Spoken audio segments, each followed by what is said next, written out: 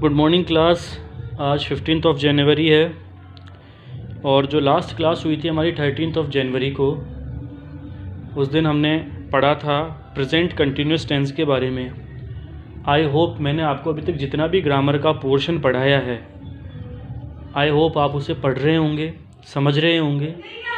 खासकर class 7th वाले तो, क्योंकि क्लास 7th को मैं ही इंग्लिश ग्रामर पढ़ाता हूँ, ठीक है। बाकी जो क्लासेस हैं उनमें भी, जैसे अपवर्ड वाली जो क्लासेस है, जो बोर्ड क्लासेस हैं या जो लोकल क्लासेस है 9th 11th, ये जो भी क्लासेस हैं, ठीक है, इनमें भी पेपर आगे से सेट होकर आएगा। मैं आपको फिर ये चीज़ बता दूं कि जो चीज़ मैंने पढ़ाई है, जो चीज़ मैं आपको पढ़ा रहा हूँ या जो चीज़ मैंने आपको पढ़ाई है, उससे ज़्यादा एग्ज़ाम में आना ही नहीं है कहीं से लेकर कहीं तक। ये गारंटीड है, 100 नहीं 200% गारंटीड है ये, ठीक है।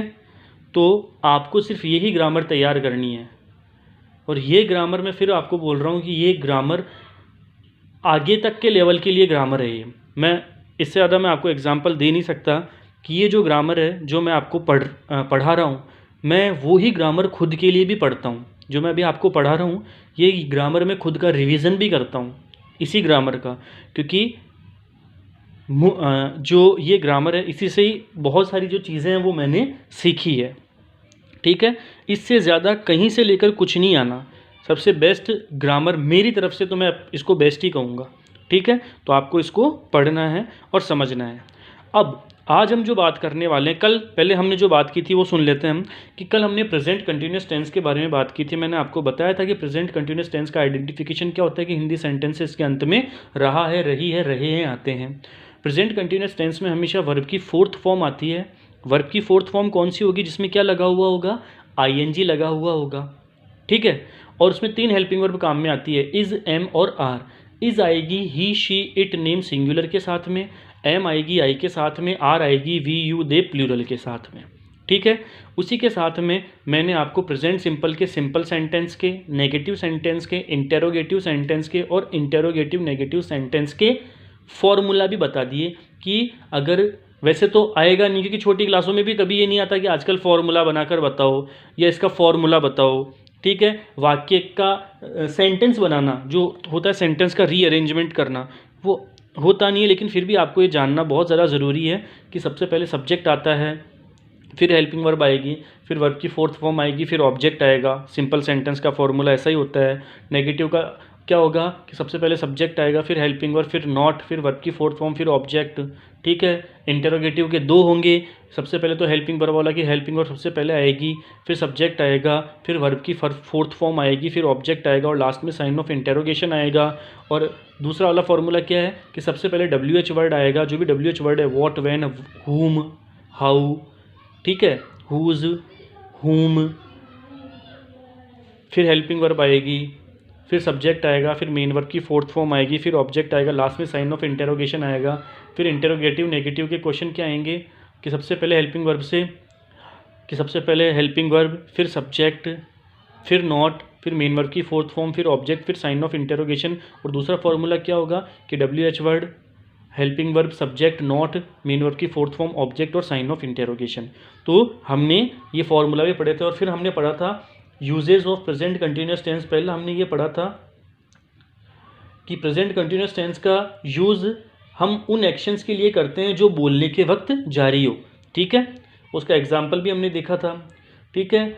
और प्रेजेंट कंटिन्यूस टेंस का यूज़ टेम्परेरी एक्शंस के लिए होता है जो बोलने के वक्त तो नहीं हो रहे हों, लेकिन इन दिनों में या इन दिनों के आसपास वो चीज़ हो रही हो।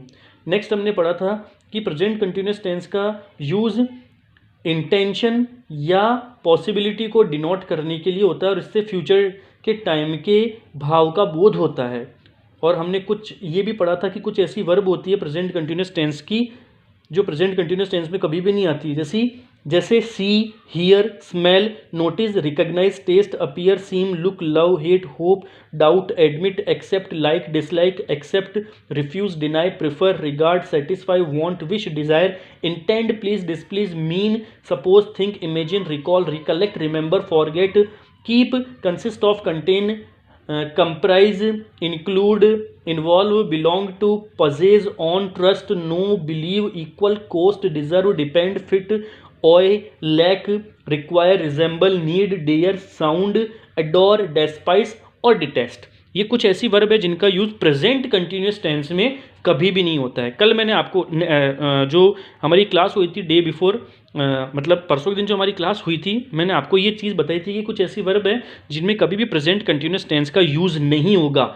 लेकिन फिर मैंने आपको ये भी बोला था कि जो हमारी नेक्स्ट क्लास होगी उसमें मैं इन वर्ब्स को रिवील करूंगा आपके सामने, ठीक है। आई थिंक ये आपके लिए सबसे ज़्यादा बहुत अच्छी चीज़ होगी टेंस में जानने के लिए, कि अभी मैंने आपको ये चीज़ बोल दिया कि इनका यूज़ जो मैंने वर्ब्स अभी बोली है कभी भी प्रेजेंट कंटिन्यूस टेंस में नहीं होता है। लेकिन आज जो हम पढ़ने वाले हैं, मैंने हेडिंग डाली हुई है some special rules of indefinite tense versus continuous tense. कुछ स्पेशल रूल हैं इंडेफिनेट टेंस के और कंटिन्यूस टेंस के। देखो इंडेफिनेट टेंस कौन कौन सा हो गया, present indefinite, past indefinite, future indefinite. और कंटिन्यूस कौन कौन सा हो गया, प्रेजेंट कंटिन्यूस, पास्ट कंटिन्यूस और फ्यूचर कंटिन्यूस, ठीक है। अब जो भी मैंने वर्ब लिखी है या जो मैंने वर्ब आपको लिखवाई है परसों के दिन, ठीक है, उनमें से कुछ वर्ब ऐसी है जिनका मीनिंग सेंटेंस के अकॉर्डिंग अलग अलग जगह पर अलग अलग होता है। सबका नहीं बोल रहा हूं मैं, जो परसों के दिन मैंने आपको वर्ब्स लिखवाई है उनमें से कुछ वर्ब्स ऐसी है जिनका अलग अलग जगह अलग अलग तरीके से मीनिंग होता है। और फिर उन वर्ब्स को हम किस टेंस में लगाएं, प्रेजेंट इंडेफिनिट में लगाएं, सॉरी किसी भी इंडेफिनिट टेंस में लगाएं या किसी भी कंटिन्यूस टेंस में लगाएं। समझ रहे हो मेरी बात को। मैं ये कहना चाह रहा हूँ कि जो हमने परसों के दिन जो हमने वर्ब लिखी थी उनमें से कुछ वर्ब्स ऐसी है जिनका एक ही अर्थ नहीं है, उनका अनेक अर्थ है अकॉर्डिंग टू देयर सेंटेंस, ठीक है। अब अगर उनका अर्थ बदल रहा है तो उनका टेंस भी बदल रहा है, ठीक है, उनके हाव भाव भी बदल रहे हैं, ठीक है। तो इन वर्ब्स का हम कहाँ पर यूज़ करेंगे, तो उन्हीं वर्ब्स में से जो परसों के दिन मैंने लिखवाया था डी नंबर का पॉइंट, लास्ट वाला जो पॉइंट हमने लिखा था, उसी के बाद आज मैंने हेडिंग लगाई है some special rules of indefinite tense versus continuous tense. Indefinite में प्रेजेंट भी आ गया, पास्ट भी आ गया और फ्यूचर भी आ गया, और कंटिन्यूस में जो है प्रेजेंट कंटिन्यूस आ गया, पास्ट कंटिन्यूस आ गया और फ्यूचर कंटिन्यूस आ गया। मैंने यहाँ पर कोई पर्टिकुलर नहीं लिखा है प्रेजेंट इंडेफिनिट या प्रेजेंट कंटिन्यूस, ठीक है। अब देखो सबसे पहली वर्ब हम ले रहे हैं आज के लिए। आज मैं सिर्फ 2 वर्ब आपको बताऊंगा जो बहुत ही ज़्यादा इंपॉर्टेंट है, समझने लायक चीज़ है। फिर बोल रहा हूँ समझने लायक चीज़ है, ठीक है, आगे तक काम आने वाली चीज़ है। पहली वर्ब हम ले रहे हैं आज फील। वर्ब का नाम क्या है, फील। थोड़ा सा ब्लर हो रहा है, अब सही हो गया। पहली वर्ब है फील, ठीक है। इस वर्ब के बारे में आज हम बात करेंगे। अब देखो फील जो वर्ब है, फील जो वर्ब है, ठीक है, इसका यूज़ कहाँ कहाँ पर कैसे कैसे होता है। फील के लिए पहला देखो ए नंबर का पॉइंट लगाया हुआ है, मैंने लिखा है मैंने feel is used in the sense of feeling. Feel का प्रयोग महसूस करना के अर्थ में होने पर, अगर फील का प्रयोग महसूस करना के अर्थ में हो रहा है तब तो हम उस सेंटेंस में इंडेफिनिट टेंस की वर्ब को पुटअप करेंगे। समझ रहे हो मेरी बात को। अगर फील जो वर्ब है, देखो फील का हर एक जगह अलग अलग मतलब होता है, तो वो उन हर एक मतलब को मैं आपको अलग अलग तरीके से क्लैरिफाई करूंगा और समझाऊंगा कि कब कहाँ पर किस टेंस का यूज़ होना है। तो अगर फील का यूज़ महसूस करना के अर्थ में हो रहा है, फील का यूज़ महसूस करना के अर्थ में हो रहा है, तब हम वहाँ पर इनडेफिनेट टेंस का यूज़ करेंगे। इनडेफिनेट टेंस को हम सिंपल टेंस भी कहते हैं, और ये इनडेफिनेट या सिंपल टेंस किसी भी टेंस का हो सकता है, प्रेजेंट, पास्ट या फ्यूचर, लेकिन ज़्यादातर प्रेजेंट का ही मिलेगा वहाँ पर आपको, ठीक है। ज़्यादातर 95% प्रेजेंट टेंस का ही मिलेगा। अब प्रेजेंट टेंस के हर एक रूल आपको याद होने चाहिए, हर एक हेल्पिंग वर्ब आपको याद होनी चाहिए। प्रेजेंट टेंस मिलेगा और प्रेजेंट, देखो ये क्या बोल रहे हैं, फील का यूज़ अगर महसूस कर, फील का अर्थ अगर महसूस करना के सेंस में हो रहा है तब हम वहाँ पर इंडेफिनेट टेंस का यूज़ करेंगे। अब इंडेफिनेट भी कौन सा, ज़्यादातर प्रेजेंट इंडेफिनेट का। और प्रेजेंट इंडेफिनेट हमने पढ़ लिया है कि जिन भी हिंदी वाक्यों के अंत में ता है, ती है, ते है आते हैं वो प्रेजेंट इंडेफिनेट का होता है। प्रेजेंट इंडेफिनेट के सिंपल सेंटेंस में ही, शी, इट, नेम सिंगुलर के साथ में हम वर्ब की फोर्थ फॉर्म का यूज़ करते हैं, और प्रेजेंट सिंपल के सिंपल सेंटेंस में आई, वी, यू, देयर प्लूरल के साथ में हम वर्ब की फर्स्ट फॉर्म का यूज़ करते हैं, लेकिन अगर प्रेजेंट इंडेफिनिट का नेगेटिव इंटेरोगेटिव या इंटेरोगेटिव नेगेटिव सेंटेंस है तब हम इनमें वर्ब की फर्स्ट फॉर्म का ही यूज़ करेंगे। लेकिन दो हेल्पिंग वर्ब काम में आएगी, डू और डज। डू किस किस के साथ में काम में आएगी, आई वी यू दे प्लूरल, और डज किस किस के साथ में काम में आएगी, ही शी इट नेम और सिंगुलर। तो ये क्या बोल रहा है कि अगर फील का अर्थ महसूस करना के अर्थ में हो रहा है, ठीक है, तब तो वहां पर इंडेफिनेट टेंस का यूज होगा और 95% प्रेजेंट इंडेफिनेट का ही यूज वहां पर होगा। अब देखो यहां पर एक एग्जांपल है, नाउ ही ब्लैंक स्पेस है, दो ऑप्शन है, फील या feels that why he did not gate 80% marks. अब देखो इसका मतलब क्या है कि अब वह महसूस करता है कि उसने क्यों नहीं 80% अंक प्राप्त किए।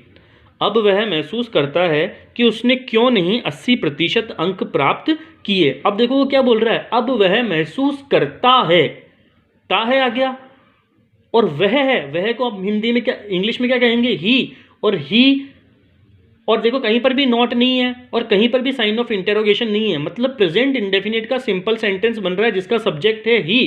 तब हम वर्ब की कौन सी फॉर्म का यूज करेंगे, फोर्थ फॉर्म का, जिसमें क्या लगा हुआ होगा, एस या ईएस। तब हम यहां पर किसको उतारेंगे, फील्स को उतारेंगे।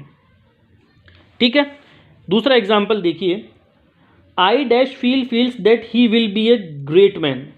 मैं यह महसूस करता हूं कि वह एक महान इंसान बनेगा। तो पहले ये क्या बोल रहा है, मैं यह महसूस करता हूं, तब यहां पर फील का मतलब क्या आ रहा है, महसूस करने में, और ता है आ रहा है, क्या आ रहा है, ता है आ रहा है। समझ रहे हो मेरी बात को, क्या आ रहा है यहां पर, ता है आ रहा है, तब और आई आ रहा है, और सिंपल सेंटेंस और ये प्रेजेंट इंडेफिनिट का सिंपल सेंटेंस बन रहा है, तो विदाउट एस और ईएस वाली वर्ब को, मतलब वर्ब की फर्स्ट फॉर्म को हमें पुटअप करना पड़ेगा। तो फील का अर्थ अगर महसूस करना के सेंस में हो रहा है तब तो हम वहां पर इंडेफिनिट टेंस का यूज करेंगे। इसी की दूसरी चीज देखिए, फील वाले की, when feel is used in the sense of thinking it is used in indefinite tense.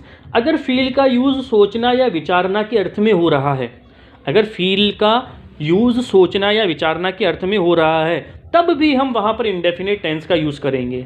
तब भी हम वहां पर किस टेंस का यूज करेंगे, इंडेफिनिट टेंस का। देखो एक तो महसूस करना के सेंस में और एक सोचना या विचार करना के सेंस में फील में हम इंडेफिनिट टेंस का ही यूज करेंगे। इंडेफिनिट 95% प्रेजेंट इंडेफिनिट ही होगा। अब देखो आई है, यू आर राइट, मैं यह सोचता हूं या मैं यह विचार करता हूं, तो लास्ट में दोनों में ता है या ता हूं आ रहा है, मतलब प्रेजेंट सिंपल टेंस के तुम सही हो। ठीक है, मैं यह विचार करता हूं या मैं यह सोचता हूं कि तुम सही हो, तो देखो सोचना या विचार करना के अर्थ में आ रहा है और सिंपल सेंटेंस हो रहा है। प्रेजेंट इंडेफिनिट के सिंपल सेंटेंस में वर्ब की फर्स्ट फॉर्म आएगी, I feel you are right. तो ये दो हमने फील के ये दो यूज हमने पढ़े जिसमें इनडेफिनिट टेंस का यूज हो रहा है। कब, जब फील का अर्थ महसूस करना के सेंस में हो रहा है या जब फील का अर्थ सोचना या विचार करना के सेंस में अगर होता है तब तो हम वहां पर इनडेफिनिट टेंस का यूज करेंगे। अब तीसरा रूल देखिए इसका फील के लिए, after feel the adjectives angry, pleased, happy, sad, hot, cold, tense, relaxed, nervous, confident, etc. are used to indicate the feelings or mental state or physical state of subject. Then it is used in indefinite tense, but it can also be used in continuous tense. अब देखो ये क्या बात बोल रहा है, नई बात, कि अगर फील के बाद कोई एडजेक्टिव है, angry, pleased, happy, sad, hot, cold, tense, relaxed, nervous, confident, etcetera, तो फील के बाद एडजेक्टिव्स का प्रयोग सब्जेक्ट के, मतलब उस सेंटेंस के सब्जेक्ट के इमोशंस को या फीलिंग कंडीशन को या फिजिकल कंडीशन को या मेंटल कंडीशन को अगर इंडिकेट करता है तब हम वहां पर इंडेफिनिट टेंस का तो यूज कर ही सकते हैं, लेकिन हम वहां पर कंटिन्यूअस टेंस का भी यूज कर सकते हैं। समझ में आ रही है मेरी बात। अगर फील के बाद में कोई एडजेक्टिव से किसी सब्जेक्ट के इमोशंस या उसकी फिजिकल कंडीशन या उसकी मेंटल कंडीशन डिनोट हो रही है तब हम वहां पर इंडेफिनिट टेंस का तो यूज़ कर ही सकते हैं, लेकिन साथ ही साथ हम वहां पर कंटिन्यूअस टेंस का भी यूज़ कर सकते हैं। जैसे अब देखो, how do you dash feel, feels या फीलिंग, इन तीनों में से क्या आएगा। देखो WH वर्ड से स्टार्ट है और WH वर्ड का फॉर्मूला क्या है, सबसे पहले देखो कि यहाँ पर हेल्पिंग वर्ब कौन सी लिखी हुई है, डू लिखी हुई है, मतलब प्रेजेंट इंडेफिनिट है। ठीक है, क्योंकि प्रेजेंट इंडेफिनिट में नेगेटिव इंटेरोगेटिव और इंटेरोगेटिव नेगेटिव सेंटेंस में डू हेल्पिंग वर्ब का यूज होता है। ठीक है, अब यहाँ पर डू हेल्पिंग वर्ब है तो मैंने साफ आपको बताया कि प्रेजेंट इंडेफिनिट के नेगेटिव इंटेरोगेटिव और इंटेरोगेटिव नेगेटिव सेंटेंस में हमेशा वर्ब की फर्स्ट फॉर्म आएगी। तो हम यहाँ पर क्या किसको टिक करेंगे, फील को। तो हाउ डू यू फील और लास्ट में साइन ऑफ इंटेरोगेशन। अब देखो यहाँ पर देखो हाउ आर यू डैश। अब देखो आर मैंने किस टेंस की हेल्पिंग वर्ब बताई है आपको, प्रेजेंट कंटिन्यूअस टेंस की, और यू के साथ आर आ रहा है और वर्ब की हमेशा कौन सी फॉर्म आएगी, फोर्थ फॉर्म फीलिंग। ठीक है, तो 3 हमने फील के यूज कर दिए। नेक्स्ट क्या बता रहा है ये कि feel can be used in continuous tense when it means to touch और एग्जामिन। देखो अब देखो फील का प्रयोग टच या किसी की जांच करना के अर्थ में होने पर, फील का प्रयोग किसी को छूने पर या किसी की जांच करना के अर्थ में होने पर हम उसमें कंटिन्यूअस टेंस का यूज लेंगे। अगर फील का अर्थ किस में आ रहा है, किसी चीज को टच करना या किसी की जांच करना, जैसे डॉक्टर हमें टच करके तो हमारी जांच करता है, हाथ को पकड़ के कि हमारा शरीर का जो टेम्परेचर है वो कम है या ज़्यादा है, तो हमें टच करके अगर वो हमारा एग्जामिन करता है तब हम वहाँ पर किसका यूज़ लेंगे, कंटिन्यूअस टेंस का यूज़ लेंगे। जैसे feel can be used in continuous tense, feel को हम कंटिन्यूअस टेंस में भी यूज़ कर सकते हैं when it means to touch और एग्जामिन, जब इसका मतलब किसी चीज़ को स्पर्श करना है या किसी की जाँच करना है। अब देखिए the doctor dash, 2 helping verb है वॉज और वर्ब, फीलिंग हिज पल्स। अब देखो वॉज और वर्ब तो पास्ट कंटिन्यूअस की हेल्पिंग वर्ब है, लेकिन मैंने आपको जैसे ये टॉपिक स्टार्ट हुआ था मैंने आपको साफ बोल दिया था कि ये जो पोर्शन है वो indefinite tense versus continuous tense है, और इंडेफिनिट किसका होगा, तीनों ही टेंसेस का, present indefinite, past indefinite, future indefinite, ये तीनों के लिए होगी और कंटिन्यूअस भी तीनों के लिए ही होगा। तो हम यहाँ पर किसका यूज लेंगे, वॉज का यूज लेंगे। ठीक है क्लास। नेक्स्ट है एक और वर्ब है हमारे पास फील फॉर।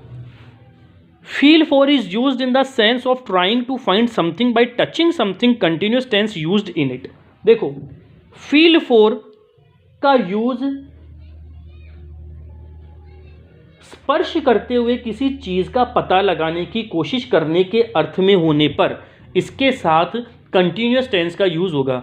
मतलब फील फॉर का प्रयोग किसी चीज को स्पर्श करते हुए उसके बारे में पता लगाने की कोशिश में अगर हो रहा है तब हम वहाँ पर कंटिन्यूअस टेंस का यूज़ करेंगे। तो शी के साथ भी यहाँ पर क्या आएगा, वॉज आएगा। जैसे मान लो हम कमरे में बैठे हुए हैं हम सब और कोई मूवी देख रहे हैं और एकदम से लाइट चल जाती है। ठीक है, हम में से हमारे परिवार के कोई एक सदस्य हमें आवाज़ लगाते हैं, हमारा जो भी नाम है कि गौरव या जो भी, ठीक है, मोमबत्ती को ढूंढो, आपके आसपास ही पड़ी हुई है, क्योंकि अब अंधेरा है, ठीक है, और ना मेरे पास टॉर्च है ना मोबाइल है, तो मैं क्या करूँगा कि दीवारों को छूते हुए या किसी भी चीज़ को छूते हुए ही तो मैं जो मोमबत्ती है उसका पता लगाने की कोशिश करूँगा। ठीक है, तो फील का अर्थ अगर स्पर्श करते हुए किसी चीज़ का पता लगाने की कोशिश करना के अर्थ में हो रहा है तब वहाँ पर कंटिन्यूअस टेंस का ही यूज़ होगा। ठीक है क्लास, तो ये आज हमने एक वर्ब पढ़ी है फील, जो डिफरेंशिएट करती है इंडेफिनिट टेंस को और कंटिन्यूअस टेंस को। इसको ध्यान से पढ़ना, ध्यान से समझना, और बाकी का अब हम पढ़ेंगे नेक्स्ट क्लास में। तब तक के लिए थैंक्स।